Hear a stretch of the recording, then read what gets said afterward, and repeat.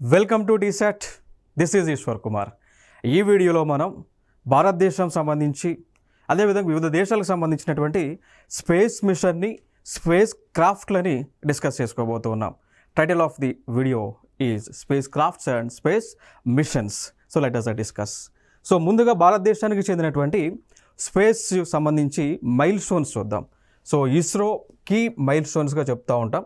So ఇక్కడ August 15, 1969 సంవత్సరంలో ఇస్రో అనేటువంటిది, ఇండియన్ స్పేస్ రీసెర్చ్ ఆర్గనైజేషన్ అనేటువంటిది అఫీషియల్గా క్రియేట్ అవ్వడం జరిగింది. ఇక దాని తర్వాత మనం చూసుకున్నట్లయితే అక్టోబర్ 1, 1971లో శ్రీహరికోట, సో అంతకుముందు నెల్లూరు జిల్లాలో, గతంలో ఉన్న నెల్లూరు జిల్లాలో శ్రీహరికోట అనేటువంటి ఒక ప్లేస్లో సతీష్ ధావన్ స్పేస్ సెంటర్ని ఏర్పాటు చేశారు అక్టోబర్ 1, 1971.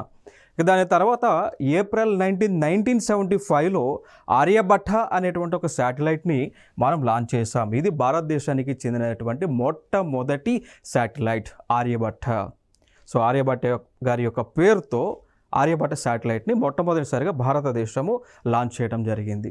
దాని తర్వాత మైల్ స్టోన్ మనం చూసుకున్నట్లయితే జనవరి 1, 1977 satellite telecommunication experiments project that took TV to villages kicked of. So దాని తర్వాత జనవరి 1, 1977లో టెలికమ్యూనికేషన్స్కి సంబంధించినటువంటి శాటిలైట్ మనం లాంచ్ చేసుకున్నాం. తద్వారా ఏం జరిగింది అంటే ఈవెన్ గ్రామీణ ప్రాంతాలలో కూడా రేడియో సేవలతో పాటు టీవీ సేవలు లైక్ దూరదర్శన్, మనకు తెలుసు కదా, డిడి నేషనల్, గ్రామీణ ప్రాంతాలకి కూడా, మారుమూల ప్రాంతాలకి కూడా అందించగలిగినాము. ఇక దాని తర్వాత మైల్ స్టోన్ మనం చూసుకున్నట్లయితే జూన్ 7, 1979లో భాస్కర అనేటువంటి ఒక శాటిలైట్ని లాంచ్ చేశాం. ఆ శాటిలైట్ యొక్క ముఖ్య ఉద్దేశం ఏంటి అంటే అర్త్ అబ్జర్వేషన్ శాటిలైట్. సో భూమిని అబ్జర్వ్ చేసేటువంటి శాటిలైట్. సో భూమిపైన జరిగేటువంటి సంఘటనలను మనకు తెలియపరిచేటువంటి శాటిలైట్, భూమిపైన ఉన్నటువంటి అంశాలన్నీ కూడా మనకు తెలియజేసేటువంటి శాటిలైట్. దాని పేరు భాస్కర్ అనేటువంటి దాన్ని మనం లాంచ్ చేసుకున్నాం. ఇక దాని తర్వాత మనం చూసుకున్నట్లయితే ఆగస్టు 10, 1979 మొట్టమొదటి శాటిలైట్ లాంచ్ వెహికల్ని మనం రూపొందించుకోవటం జరిగింది. దాని తర్వాత చూసుకున్నట్లయితే జూన్ 1981లో ఇస్రో వాళ్ళ యొక్క మొట్టమొదటి కమ్యూనికేషన్ శాటిలైట్ని మనం లాంచ్ చేయడం జరిగింది. బట్ కాకపోతే ఇక్కడ మనము యుఎస్ఏకి వాళ్ళకి చెందినటువంటి ఎరీనా స్పేస్ రాకెట్ని యూజ్ చేసాం. ఇక దాని తర్వాత మార్చి 24, 1987లో ఏం చేసాము అంటే అడ్వాన్స్డ్ స్పేస్ లాంచింగ్ వెహికల్ని మనం లాంచ్ చేయడం జరిగింది. తర్వాత డెవలప్మెంట్ సెప్టెంబర్ 20, 1993లో పోలార్ శాటిలైట్ లాంచ్ వెహికల్, దాన్ని పిఎస్ఎల్వి అంటాం. సో పిఎస్ఎల్విని మనం లాంచ్ చేసుకున్నాం. ఇక దాని తర్వాత ఫర్దర్గా 2001లో ఏప్రిల్ 18న GSLV, geosynchronous launch vehicle అనేటువంటి దానితో GSAT-1 అనేటువంటి ఒక కమ్యూనికేషన్ శాటిలైట్ని మనం లాంచ్ చేసుకోవడం జరిగింది. ఇక దాని తర్వాత మళ్ళీ మైల్ స్టోన్ అక్టోబర్ 22, 2008లో చంద్రయాన్-1ని మనం లాంచ్ చేసుకున్నాం. ఇక దాని తర్వాత సెప్టెంబర్ 24, 2014లో మామ్ అంటాం. మామ్ అనేటువంటిది యాక్చువల్గా 2013లో లాంచ్ చేశారు. MOM is nothing but Mars orbital mission అండి. సో మామ్ అంటే Mars orbital mission. So MOM అంటాం. సో ఈ ప్రాజెక్ట్ని 2013లో మనం లాంచ్ చేస్తే ఫైనల్గా అంగారగ్రహం పైన, మార్స్ అంటే అంగారగ్రహం పైన, సో దానిపైన సెప్టెంబర్ 24, 2014లో లాంచ్ అయింది. ఇది ఒక మైల్ స్టోన్. ఇక దాని తర్వాత జూలై 15, 2019లో చంద్రయాన్-2ని లాంచ్ చేసుకున్నాం. ఇక దాని తర్వాత ఫర్దర్గా మనం చూస్తున్నాం 2023లో చంద్రయాన్-3ని మనం లాంచ్ చేసుకున్నాం. 2023లో చంద్రయాన్-3ని మనం లాంచ్ చేసుకోవడం జరిగింది. సో ఈ ప్రధానంగా భారతదేశానికి చెందినటువంటి, ఇస్రోకి చెందినటువంటి మైల్ స్టోన్స్గా మనం చెప్పుకోవచ్చు. ఫర్దర్గా చూద్దాం మరి ఇండియాకి సంబంధించిన స్పేస్ మిషన్స్ ఏవైతే వార్తలు నిలిచి ఉన్నాయో, ఏవైతే భారతదేశం ప్రతిష్టాత్మకంగా తీసుకొని లాంచ్ చేసి ఉన్నాయో అవన్నీ కూడా కొన్ని మనం చూద్దాము అండి. సో ముందుగా మూన్కి సంబంధించి, చంద్రుడికి సంబంధించి, చంద్రుడి పైన ఎక్స్ప్లోరేషన్ చేయడానికి మనము ఇస్రో, అంటే మనం in the sense ISRO, so Chandrayaan one, Chandrayaan one, 2, 3 launch చేశారు. ఆల్రెడీ 1, 2, 3 లాంచ్ చేశారు. సో దీన్ని 1ని 2008లో లాంచ్ చేశారు, 2ని 2019లో లాంచ్ చేశారు, 3ని 2023లో లాంచ్ చేశారు. సో డేట్ కూడా మనకి చంద్రయాన్ 3 ఏదైతే ఉందో లాంచ్ అంటే లైక్ మూన్ పైన ఉన్న సౌత్ పోల్ పైన ల్యాండ్ అయింది. సో 23 ఆగస్ట్ 2023లో లాంచ్ అయింది. సో దాని తర్వాత అప్కమింగ్ మిషన్ చూసుకున్నట్లయితే చంద్రయాన్ 4. సో ఫ్యూచర్ ప్రాజెక్ట్ ఇది, చంద్రుడికి సంబంధించి ఇస్రో వాళ్ళు చేసేటువంటి పరిశోధనలు. చంద్రయాన్ 4. సో ఇక్కడ ఏం చేయబోతున్నారు అంటే చంద్రుడిపై ఉన్నటువంటి మట్టి ఏదైతే ఉంటుందో సో దానిని తిరిగి భూమికి తీసుకురావాలనుకుంటా ఉన్నారు చంద్రయాన్ 4 ద్వారా. సో చంద్రుడిపై ఉండేటువంటి ఆ మెటీరియల్, ఆ మట్టి రాక్ ఏదైతే ఉందో దాన్ని భూమిపైకి తీసుకొచ్చి దాన్ని అనాలిసిస్ చేస్తారు చంద్రయాన్ 4 ద్వారా. ఇక దాని తర్వాత సన్నకు సంబంధించినటువంటి, సూర్యుడికి సంబంధించినటువంటి ప్రాజెక్ట్స్ మనం లాంచ్ చేసుకున్నది సక్సెస్ అయింది ఆదిత్య L1 అంటారండి. సో ఆదిత్య L1 అనేటువంటిది దేనికి సంబంధించింది అంటే సూర్యుడి పైన ఎటువంటి క్రియలు జరుగుతూ ఉన్నాయి, సూర్యుడి పైన హైడ్రోజన్ రియాక్షన్స్ ఎట్లా జరుగుతూ ఉన్నాయి, న్యూక్లియర్ రియాక్షన్స్ అనేటువంటివి ఎట్లా జరుగుతూ ఉన్నాయి, దానితో పాటు సూర్యుడికి కొన్ని లేయర్స్ ఉంటాయి. లైక్ ఫర్ ఎగ్జాంపుల్గా తీసుకుంటే సూర్యుడికి ఉన్నటువంటి లేయర్ కరోనా అంటాం, ఇది అవుటర్ లేయర్. సన్నకు ఉన్నటువంటి అవుటర్ లేయర్ ఏదైతే ఉంటుందో దాని పేరు కరోనా. ఈవెన్ కరోనా వైరస్కి కూడా ఈ కరోనా వైరస్ అని ఎందుకు పేరు పెట్టారు అంటే అది సూర్యుడి యొక్క ఆకారంలో ఉంటుంది కాబట్టి.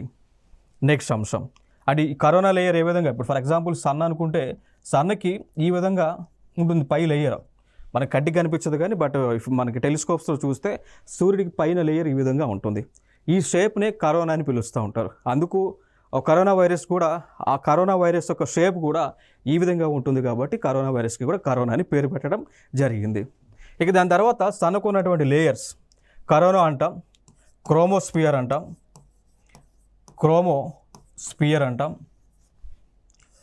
ఫోటోస్పియర్ అని పిలుస్తూ ఉంటాం. క్రోమోస్పియర్ అండ్ ఫోటోస్పియర్ అని పిలుస్తూ ఉంటామండి. క్లియర్ కదా? సో ఈ లేయర్స్కి పరిశోధన చేసేటువంటి ప్రాజెక్టే Aditya L1. Already Indian government launch చేసింది, మనం సక్సెస్ అయ్యాం. దీన్ని లాంచ్ చేసింది కూడా 2023లోనే. సో 2023లోనే లాంచ్ చేయడం జరిగింది, ఇది ఇంపార్టెంట్. దాని తర్వాత ఇంకొక ప్రాజెక్ట్, దాన్ని మనం అంటాము వీనస్ అని. సో దాన్ని వీనస్ గ్రహానికి సంబంధించింది. క్లియర్ కదా? సో వీనస్ని తెలుగులో ఏమంటామంటే శుక్రగ్రహం అంటాం. తెలుగులో శుక్రగ్రహం, తెలుగులో ఏమని పిలుస్తాము అంటే శుక్రగ్రహం అని తెలుగులో మనం పిలుస్తూ ఉంటాము అండి. సో వీనస్, సో ఈ ప్రాజెక్ట్ పేరునే పిలుస్తూ ఉన్నారు శుక్రయాన్ అండి. ఓకేనా? సో ఈ యొక్క శుక్రగ్రహం పైన, వీనస్ పైన పరిశోధనలు చేసేటువంటి ప్రాజెక్టే శుక్రయాన్ అనేటువంటి ప్రాజెక్ట్. యాక్చువల్గా దీన్ని 2024లో లాంచ్ చేయాలి అని అనుకున్నారు, బట్ కొంత టెక్నికల్ ఇష్యూస్ రావడం వలన దీన్ని పోస్ట్పోన్ చేశారు 2026కి చేద్దామని. అది కుదిరితే 2025లో చేస్తారు, లేదంటే 2026లో ఈ శుక్రయాన్ ప్రాజెక్ట్ని లాంచ్ చేస్తారు. దాని తర్వాత ఇంకొక ప్రాజెక్ట్స్ మనం చూసుకున్నట్లయితే మామ్ అంటాం. Mission orbital Mars orbital mission అండి, MOM అంటాం. సో ఇది దేనికి సంబంధించింది? మార్స్ అంటే అంగారక గ్రహానికి చెందినది. సో అంగారక గ్రహం పైన పరిశోధనలు చేసేటువంటి ప్రాజెక్టే MOM. ఓకేనా? సో దీనిని ఆల్రెడీ దీనిలో 1 ఉంటుంది. 1 మనము 2013లో లాంచ్ చేయగా 2014లో అంగారక గ్రహం పైన ల్యాండ్ అయింది, సక్సెస్ అయ్యాం. క్లియర్ కదా? సో నెక్స్ట్ మార్స్ని చేయబోతూ ఉన్నారు, మళ్ళీ మామ్ 2ని చేయబోతూ ఉన్నారు, ఫ్యూచర్లో చేయబోతూ ఉన్నారు. మోస్ట్ ప్రాబబ్లీ గవర్నమెంట్ 2028కి అనుకుంటా ఉన్నారు. ఓకేనా? 2028కి అనుకుంటా ఉన్నారు. ఇది ఒక అంశం. ఇక దాని తర్వాత ఇది కాకుండా, మామ్ కాకుండా, శుక్రయాన్ కాకుండా, ఆదిత్య కాకుండా ఇంకొక భారీ ఎత్తులో ప్రభుత్వం చేయబోతూ ఉంది. దానినే భారతీయ అంతరిక్ష సెంటర్ అంటాం, భారతీయ అంతరిక్ష కేంద్రం అని కూడా పిలుస్తూ ఉంటాం, లేదా ఇండియన్ స్పేస్ సెంటర్ అని కూడా పిలుస్తూ ఉంటాం. సో భారత ప్రభుత్వం ప్రతిష్టాత్మకంగా తీసుకొని లాంచ్ చేయబోతూ ఉన్నారు. ఓకేనా? సో భారత్ స్పేస్ సెంటర్ ఇదేంటో తెలుసా? ఇప్పుడు United states of America, Russia గతంలో కలిసి ఇంటర్నేషనల్ స్పేస్ స్టేషన్ అనేటువంటిది ఏదైతే ఏర్పాటు చేశారో ఆ విధంగా భారతదేశానికి చెందినటువంటి భారతీయ అంతరిక్ష కేంద్రాన్ని లేదా భారతీయ స్పేస్ సెంటర్ని ఏర్పాటు చేయబోతూ ఉన్నారు. ఎప్పటికండి? 2040కి. యాక్చువల్గా ఇది 36కి చేద్దామని అనుకున్నారు కానీ బట్ ఫీజిబిలిటీ అయ్యేటువంటి సిచ్యువేషన్ లేనందున 2040 కల్లా భారతదేశానికి చెందినటువంటి లైక్ ఇంటర్నేషనల్ స్పేస్ సెంటర్ లాగా భారతీయ అంతరిక్ష కేంద్రాన్ని ఏర్పాటు చేసేటువంటి ఆలోచనలో ఉన్నారు. సో దీనికి సంబంధించి కొన్ని ఇన్ఫర్మేషన్ మీకు చూపిస్తాను. ఇది ఇంటర్నేషనల్ స్పేస్ స్టేషన్. సో ఇది కొన్ని దేశాలు అనగా ఇప్పుడు ఇది 2 దేశాలు కలిపి చేసినాయండి. ఇప్పుడు మీకు ఇమేజెస్ నేను చూపిస్తా.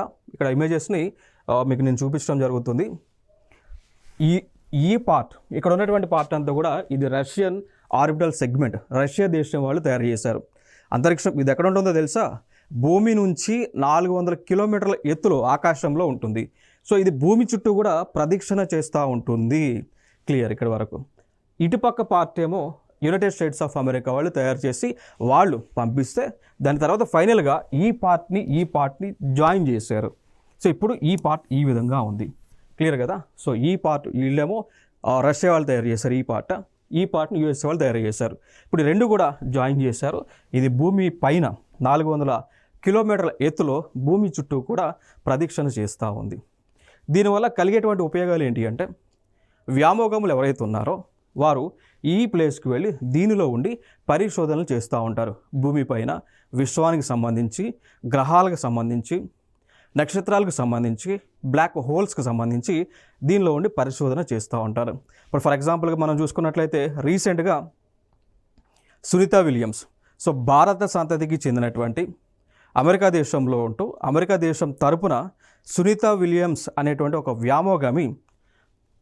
వ్యామోగామి దీనిలోకి వెళ్ళడం జరిగింది. సో దీనిలోకి వెళ్ళి ఇప్పుడు స్టిల్ ఇప్పటికీ కూడా దీనిలో పరిశోధనలు అనేటువంటివి చేస్తూ ఉన్నారు అండి. ఓకేనా? సో చాలామంది కూడా దీనిలోకి వెళ్ళి దీంట్లో సెటిల్ దాదాపు సంవత్సర కాలం, 2 సంవత్సరాలు, 3 సంవత్సరాలు కంప్లీట్గా దీని లోపలే ఉంటారు. సో ఉండి వీరు పరిశోధనలు చేస్తూ ఉండి ఆ రిపోర్ట్స్ అనేటువంటివి కిందకి ఏదైతే మనకి స్పేస్ సెంటర్స్ ఉంటాయో అక్కడికి ఇన్ఫర్మేషన్ని ఇస్తూ ఉంటారు. చూడవచ్చు ఇంకా. సో ఈ నమూనాని భారతదేశం చేయబోతూ ఉంది. దీనిని అంటాము భారతీయ అంతరిక్ష స్టేషన్, BIS లేదా భారతీయ స్పేస్ స్టేషన్గా అంటాం. సో దీనిని 2040 కల్లా భూమి నుంచి 400 కిలోమీటర్ల ఎత్తులోకి తీసుకెళ్ళి అంటే అక్కడ ప్రాజెక్ట్ చేయబోతూ ఉన్నారు. సో ఇక్కడ నుంచి భారతీయ శాస్త్రవేత్తలు దీనిలోకి వెళ్ళి పరిశోధనలు చేస్తూ ఉంటారు అండి. క్లియర్. సో ఇంకొక అంశం, మరి ఇప్పటి వరకు ఇంటర్నేషనల్ స్పేస్ సెంటర్ కాకుండా ఇంకేమైనా దేశానికి సంబంధించిన స్పేస్ సెంటర్స్ ఉన్నాయా అంటే ఉన్నాయండి. సో ఒకటి ఇంటర్నేషనల్ స్పేస్ సెంటర్, దీనిలో భాగస్వామిగా ఉన్నటువంటి దేశాలు 2, ఒకటి Russia, 2 United states of America. ఇది కాకుండా చైనా వాళ్ళకు కూడా తయాంగ్ గాంగ్ అనేటువంటి ఒక స్పేస్ సెంటర్ వాళ్ళు కూడా ఏర్పాటు చేసుకున్నారు. తయాంగ్ గాంగ్ అనేటువంటి ఒక స్పేస్ సెంటర్ని ఎవరు ఏర్పాటు చేసుకున్నారండి? చైనా దేశం వాళ్ళు ఏర్పాటు చేసుకోవడం జరిగింది. క్లియర్ కదా? సో ఆల్రెడీ ఇప్పుడు అంటే ఈరోజు నేటికి ఆకాశంలో అంటే 3 దేశాలకు చెందినటువంటి స్పేస్ సెంటర్స్ ఉన్నాయి ఆల్రెడీ. ఒకటి రష్యా, USA కలిపి తయారు చేసినటువంటి ఇంటర్నేషనల్ స్పేస్ స్టేషన్, దానితో పాటు చైనాకి చెందినటువంటి త్యాంగాంగ్ అనేటువంటి స్పేస్ స్టేషన్ ఇప్పుడు కక్షలో తిరుగుతూ ఉన్నాయి. సో ఫ్యూచర్లో ఇండియా కూడా చేయబోతూ ఉంది. ఇది ఇక్కడ ఇంపార్టెంట్ అంశం. ఇక దాని తర్వాత ఇటీవల కరెంట్ అఫైర్స్లో ఉన్నటువంటి అంశాలు చూసుకున్నట్లయితే చంద్రయాన్ 3 స్పేస్ క్రాఫ్ట్. సో దీనిని ఇండియన్ గవర్నమెంట్, ఇస్రో వాళ్ళు తయారు చేయడం జరిగింది. సో దీని యొక్క పర్పస్ ఏంటి అంటే చంద్రుడికి ఏదైతే దక్షిణ ధ్రువం ఉంటుందో ఆ దక్షిణ ధ్రువం పైన ల్యాండ్ అవ్వటము. సో ల్యాండ్ అయ్యి ఆ దక్షిణ ధ్రువం పైన వాటర్ ఉందా, నీరు ఉందా లేదని తెలుసుకునేటువంటి ప్రాజెక్టే చంద్రయాన్ 3. సో దీనిలో భాగంగా ప్రజ్ఞాన్ అనేటువంటి రోవర్ను ఉపయోగించారు, విక్రమ్ అనేటువంటి ల్యాండర్ని ఉపయోగించడం జరిగింది. సో గతంలో ప్రభుత్వము ఇస్రో చంద్రయాన్ మిషన్స్ ఆల్రెడీ చేశారు, సక్సెస్ అయ్యారు. లైక్ 2008లో కానీ 2019లో కానీ ఈ చంద్రయాన్ మిషన్స్ చేసి సక్సెస్ అయ్యారు. ఈవెన్ 2023లో చేసినటువంటి మిషన్ కూడా గ్రాండ్ సక్సెస్ అవటం జరిగింది. ఇంకొక ప్రాజెక్ట్ మనం చూసుకున్నట్లయితే నావిక్. ఇది కూడా భారతదేశానికి చెందినటువంటి ప్రాజెక్ట్, నావిక్ అంటాం. సో నావిక్ యొక్క ఫుల్ ఫామ్ మనం చూస్తే నావిగేషన్ విత్ ఇండియన్ కాన్స్టలేషన్గా పిలుస్తాము అండి. ఇంకొక అంశం, అసలు ఈ నావిక లేదా నావిగేషన్ విత్ ఇండియన్ కాన్స్టలేషన్ అంటే ఏంటి అంటే ఎగ్జాంపుల్ చెప్తా. ఇప్పుడు మనం ఒక ప్లేస్ నుంచి ఇంకొక ప్లేస్కి వెళ్ళాలనుకోండి, తెలియని ప్లేస్కి ఏం చేస్తాం, వెంటనే ఫోన్ ఓపెన్ చేసి గూగుల్ మ్యాప్స్ని యూజ్ చేస్తాము అండి. సో ఆ గూగుల్ మ్యాప్స్లో ఉన్నటువంటి టెక్నాలజీ దాన్ని ఏమంటామంటే జీపీఎస్ అంటాం. జీపీఎస్ గ్లోబల్ పొజిషనింగ్ సిస్టమ్ అంటాం. గ్లోబల్ పొజిషనింగ్ సిస్టమ్ అంటాం. సో జీపీఎస్ ద్వారా మన ఫోన్లో ఉన్న గూగుల్ మ్యాప్స్ అన్నీ కూడా రన్ అవుతూ ఉంది. ఇది ఏ దేశానికి చెందిందో తెలుసా? యునైటెడ్ స్టేట్స్ ఆఫ్ అమెరికాకు చెందినటువంటిది అండి. సో ఇది యుఎస్ఏకి చెందింది. సో మనం ఇండియాలో గూగుల్ మ్యాప్ యూస్ చేసుకుంటున్నాము అంటే దానికి యూస్ చేసినందుకు ఛార్జెస్ మనం యుఎస్ఏ వాళ్ళకి చెల్లిస్తూ ఉన్నాం. క్లియర్ కదా? So GPS belongs to United states of America. ఇంకొక అంశం ఇంకా ఫర్దర్గా గ్లోనెస్ అని ఉంటుంది, లేదా గ్యాలిలియో అని ఉంటుంది. సో గ్యాలిలియో అనేటువంటి ఇంకొక నావిగేషన్ సిస్టమ్ ఉంటుంది. మరి ఇది ఏ దేశానికి చెందినటువంటి నావిగేషన్ సిస్టము అంటే ఇది యూరోపియన్ యూనియన్కి చెందినటువంటిది అండి. సో ఇది యూరోపియన్ యూనియన్కు చెందినటువంటిది. సో యూరోపియన్ యూనియన్కు చెందినటువంటి నావిగేషన్ సిస్టమ్. దాని తర్వాత మనం చూసుకున్నట్లయితే గ్లోనాస్ అనేటువంటి వ్యవస్థ ఉంటుంది. ఇది కూడా సేమ్ జీపీఎస్ లాగే నావిగేషన్ వ్యవస్థ అండి. దాని తర్వాత బైదు అనేటువంటి వ్యవస్థ ఉంటుంది. సో ఇది చైనా దేశానికి చెందినటువంటి వ్యవస్థ అండి. ఇట్లా ఈ మాదిరిగా ఈ నావిగేషన్ వ్యవస్థలు ఉన్నాయి. అందుకోసం భారతదేశానికి కూడా స్వదేశీ సాంకేతికతతో డెవలప్ చేసినటువంటి ఈ జీపీఎస్ లాంటి వ్యవస్థ ఉండాలి అని ఈ నావిగేషన్ లాంటిదే డెవలప్ చేశారండి. నావిగేషన్ విత్ ఇండియన్ కాన్స్టలేషన్ అని. ఓకేనా? So it is an alternative to GPS. ఇది అంశం. ఫైనల్గా జీపీఎస్ లెక్క ఇండియాకి నావిక్ అనేటువంటి వ్యవస్థ ఉంది. ఇంకొక అంశం ఏంటి అంటే జీపీఎస్ కంటే హై పవర్ఫుల్ మన దగ్గర ఉన్నటువంటి నావిక్ వ్యవస్థ. సో జీపీఎస్ ద్వారా భూమి సర్ఫేస్ పైనకి ఎంతవరకు ప్రొజెక్ట్ చేయగలము అంటే 40 మీటర్స్ వరకు, అప్రాక్సిమేట్గా 40 మీటర్ల వరకు మనం ప్రొజెక్ట్ చేయగలం. ఓకేనా? సో భూమిపైన ఏదైనా అంశాన్ని మనం చూడాలంటే శాటిలైట్స్ ద్వారా 40 మీటర్ల ఎత్తు వరకు ఉన్నటువంటి అంశాన్ని చూడగలం జీపీఎస్ ద్వారా. బట్ ఇండియన్ గవర్నమెంట్ డెవలప్ చేసిన నావిక్ను ఉపయోగించి భూమిపై కింద సర్ఫేస్ ఉంటుంది కదా, అక్కడ వరకు 20 మీటర్స్ వరకు కూడా యాక్యురసీతో ఫోకస్ చేసి చూడగలము అండి. మీకు తెలుసో లేదు, ఇప్పుడు శాటిలైట్ ఉపయోగించుకొని భూమిపైన ఎక్కడెక్కడ ఏమేమి ఉన్నాయో కనిపెడుతుంటాం. ఈవెన్ పోలీస్ డిపార్ట్మెంట్ వాళ్ళు కూడా జీపీఎస్ ఉపయోగించుకొని, ఇప్పుడు ఫర్ ఎగ్జాంపుల్ ఏదైనా వెహికల్ పోయింది అనుకోండి, ఆ జీపీఎస్ మ్యాప్స్తోనే ఆ వెహికల్ సెర్చ్ చేస్తూ ఉంటారు. అవి ఎక్కడెక్కడ ఉన్నాయి, ఏ ప్లేసెస్లో ఏమేమి ఉన్నాయని సెర్చ్ చేస్తూ ఉంటారు. క్లియర్ కదా? సో అంటే భూమి సర్ఫేస్ వరకు ఆ ఫోకస్ అనేటువంటిది 40 మీటర్స్ ఎత్తు వరకే కరెక్ట్గా ప్రొజెక్ట్ చేయగలదు జీపీఎస్. బట్ ఇండియాకి చెందింది 20 మీటర్స్ వరకు కూడా ఆ ఫోకస్ చేయగలదు. క్లియర్ కదా? సో 20 మీటర్ల వరకు కూడా ఆ ఫోకస్ చేయగలిగినటువంటి కెపాసిటీ అయితే ఉండటం జరిగింది అండి. ఓకేనా? సో ఇది ఇక్కడ ఇంపార్టెంట్ అంశం నావిక్ సంబంధించింది. నెక్స్ట్ సో ఇదండి, దీనికి సంబంధించి లైక్ శాటిలైట్స్ని ఏర్పాటు చేశారు. అంటే శాటిలైట్స్ లేకుండా అయితే ఈ నావిక్ పనిచేయదు కదా. సో దీనికి సంబంధించి మొత్తం కూడా ఇనిషియల్గా అయితే 7 శాటిలైట్లు అనుకున్నారు. బట్ ఇప్పుడు 11 శాటిలైట్ను లాంచ్ చేయడం జరిగింది. ఈ ప్లేసెస్లో పెట్టారు. సో ఈ భూమి చుట్టూ కూడా తిరుగుతూ భారతీయులకు కావాల్సినటువంటి ఇన్ఫర్మేషన్ని అందిస్తూ ఉంటుంది. బట్ కాకపోతే ఈ నావిక్ వ్యవస్థ కావాలి, ఇప్పుడు మన ఫోన్స్లో జీపీఎస్ ఉంది కానీ నావిక్ లేదు. కారణం ఏంటి అంటే నావిక్కి సపరేట్ సాఫ్ట్వేర్ ఉండాలి. అందుకోసం ఇప్పుడు మనకున్న ఫోన్స్లో నావిక్ సపోర్ట్ చేయదు. సో గవర్నమెంట్ ఆఫ్ ఇండియా ఏమనేది అంటే 2025 కల్లా భారతదేశంలో అమ్మేటువంటి ఫోన్లు నావిక్ యాప్ని సపోర్ట్ చేసే విధంగా డెవలప్ చేయండి అని వివిధ ఫోన్లు తయారు చేసేటువంటి కంపెనీలకు గైడ్లైన్స్ ఇచ్చారు అండి. సో 2025 నుంచి నావిక్ యాప్ని మన ఫోన్లో మనం యూస్ చేసుకొని ఇక జీపీఎస్ తీసేసి మన సొంత నావిగేషన్ వ్యవస్థని మనం వాడుకోవచ్చు. Important information. నెక్స్ట్ చూసాం కదా. సో నావిక్ లాంటివే ఈ నావిగేషన్ సిస్టమ్స్ వివిధ దేశాల్లో ఉన్నాయి. ఫర్ ఎగ్జాంపుల్గా తీసుకుంటే జీపీఎస్ గ్లోబల్ పొజిషనింగ్ సిస్టమ్ అంటాం. జీపీఎస్ గ్లోబల్ పొజిషనింగ్ సిస్టమ్ అంటాం. ఇది యుఎస్ఏకి చెందింది. గ్లోనాస్ అంటాం, రష్యాకు చెందింది. బైదు అన్న చైనాకి చెందింది. నావిక్ అన్నాం, నావిక్ దీన్ని ఇంకొక పేరుతో మనం పిలుస్తాం Indian regional navigation satellite system అని కూడా పిలుస్తామండి. సో ఇది ఇండియాకి చెందింది. గెలీలియో యూరోపియన్ యూనియన్కి చెందింది.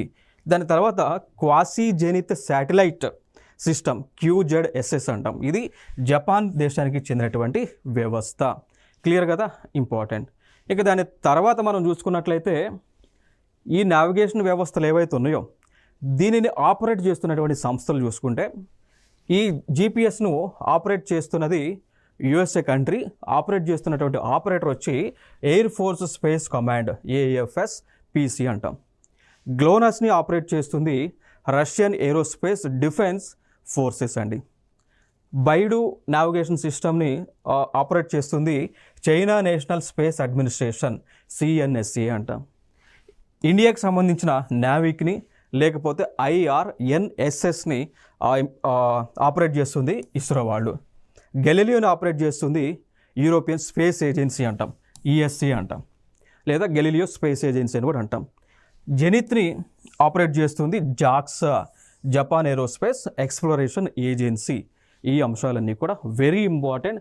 కారణం ఏంటి అంటే చూద్దాం. ఇక్కడ చూడండి, ఇటీవల అడిగినటువంటి క్వశ్చన్, ఇదే క్వశ్చన్ని UPSCలో ప్రిలిమ్స్లో అడిగారు గతంలో. అంటే లైక్ 2022లో జరిగినటువంటి UPSC ప్రిలిమ్స్లో అడిగినటువంటి క్వశ్చన్.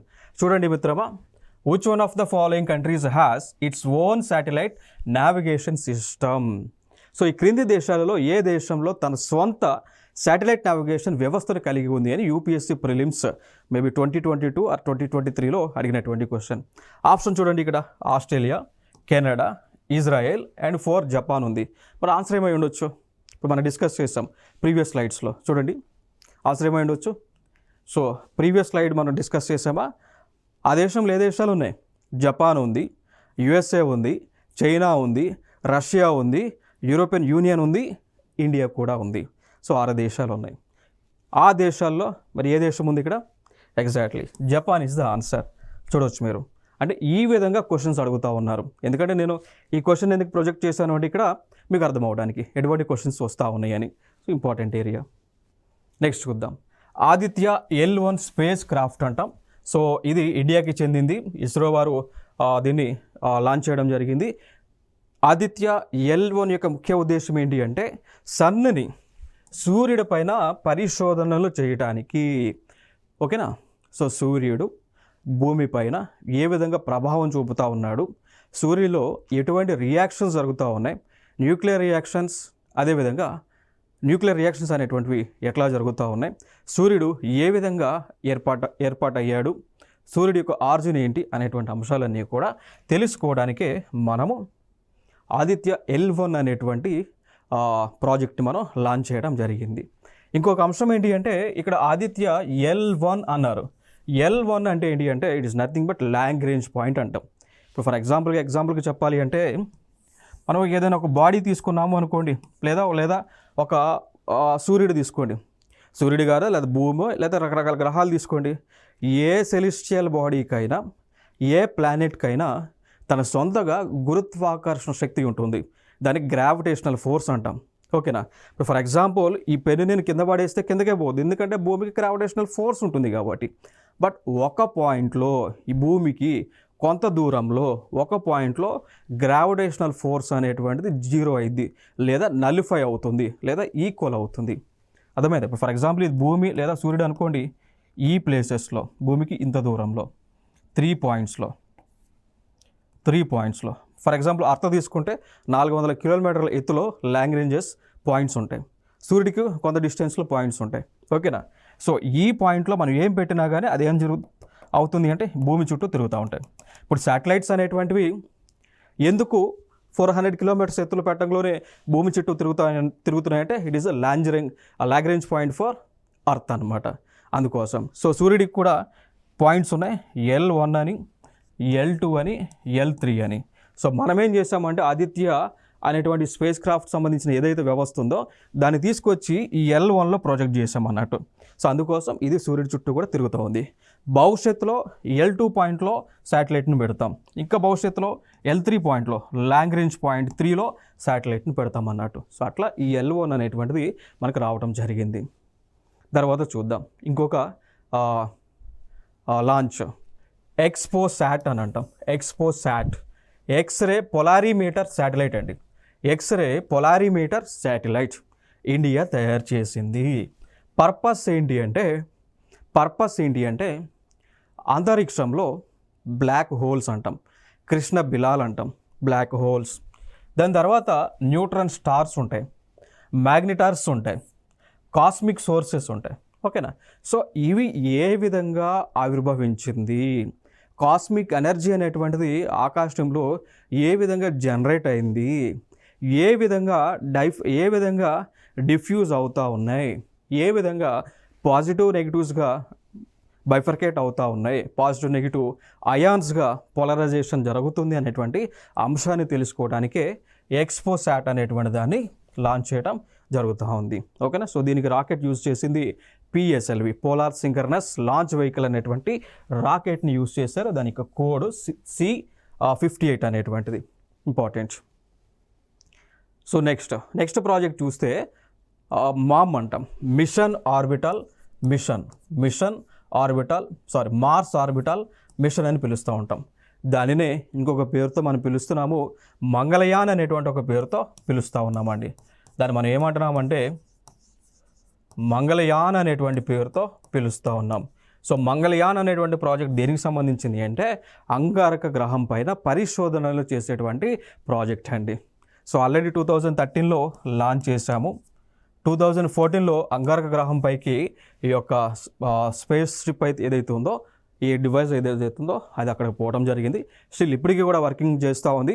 ఇప్పటికీ కూడా అంగారక గ్రహానికి సంబంధించినటువంటి ఇన్ఫర్మేషన్ అంతా కూడా కంప్లీట్గా ఇండియాకి ఇస్తూ ఉంది. క్లియర్ కదా? ఇక భవిష్యత్తులో మార్స్ ఆర్బిటల్ మిషన్ 2ని మనం లాంచ్ చేయబోతా ఉన్నాం. నెక్స్ట్ అంశం చూడవచ్చు, లూనా 25 స్పేస్ క్రాఫ్ట్. ఇది ఏ దేశానికి చెందింది అన్నప్పుడు రష్యా దేశానికి చెందింది అండి. దాని యొక్క పర్పస్ ఏంటి అంటే